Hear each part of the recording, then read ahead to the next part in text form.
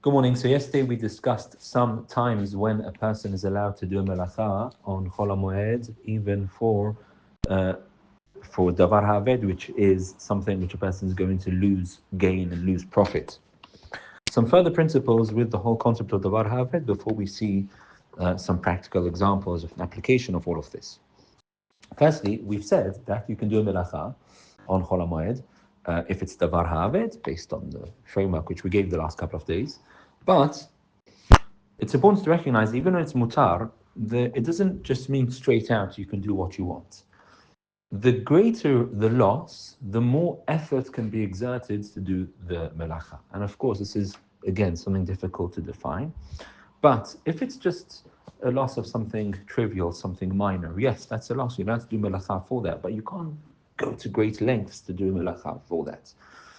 The greater the loss, the more melacha and the more tirha and the more bother and effort and exertion a person is allowed to do in order to do so. And therefore, it's always important to recognize what kind of melacha am I doing for what kind of for what saving of a loss, and to calculate as much as is possible whether it's appropriate and whether it makes sense to do that. And always want to try to take the easier and the less bothersome option. So, for example, we've learned about laundry on Chol HaMoed, and generally speaking, you're not allowed to do laundry. But let's say a garment got stained, and if you don't wash it, it's going to the stain's going to be very difficult to take out after the Moed. So then, of course, that would be Davar HaAved, because that garment is not going to be able to be the same again. It's going to be stained permanently. And so, of course, you would be allowed to wash that stain off. Now, here, you can do two ways. You can just put it into the washing machine, if it's a garment which can go in the washing machine, or you can wash it with a hand, scrub it and rub it out. So again, what's less tirha, what's less bother, what's easier to do, just put it in the washing machine.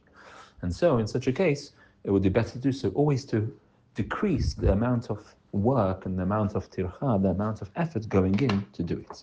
But that's principle number one, that the extent of the melacha a person does should be commensurate with the amount of loss which may be incurred if melacha is not done, and also to always take the easier option in terms of doing the melacha.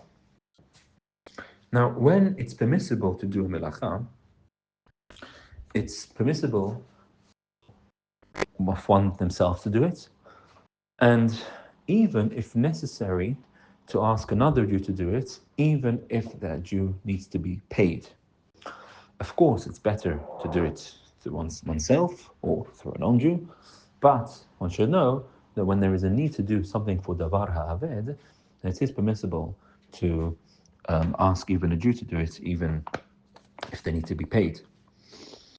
That's principle number two. Number three is that all of this which we're discussing of Davar HaAved, it's forbidden to intentionally push off something which will then be a loss on Chol HaMoed. The person knows in advance of the Moed that if he doesn't act before the Moed, he's going to be in a situation of Davar HaAved on the Moed, and then on the Moed he says, look, it's Davar HaAved, so I can do it. No.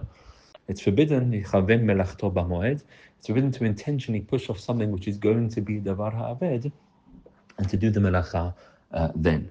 So, for example, let's say taxing a car. If you don't tax your car, at least in the UK, your car can be clamped and can be taken away.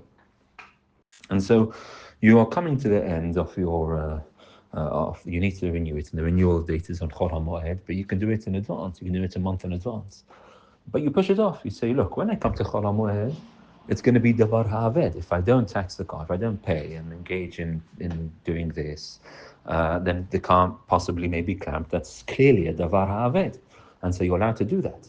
But I can't intentionally before the Moed push it off and say I'll leave it to the Moed when it's Davar HaAved, and when it comes to be Davar HaAved, then I'm gonna do the melachot and tax it and take it to the post office and work out everything and fill out the forms.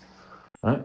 If a person forgot, he wasn't able to, he didn't think about it, and then he realizes on Chol HaMoed that I haven't taxed the car, and there's a potential of the car being clamped or being fined, then yes, that's fine. A person would be allowed certainly to do all the melachot involved in taxing the car. So that's an example where But many other examples like that, where a person cannot rely on this heter of Davar HaMoed when he knows in advance that on Chol HaMoed there's going to be a loss and he's going to have to do a melacha. If you are able to rectify it and prevent the situation from occurring in advance of Chol HaMoed. So those are three principles in terms of how much effort, in terms of who a person is allowed to employ to do the work, and thirdly, a person shouldn't intentionally postpone the heter of Davar HaMoed for Chol HaMoed. Next time we'll see more examples, B'ezrat Hashem, of this.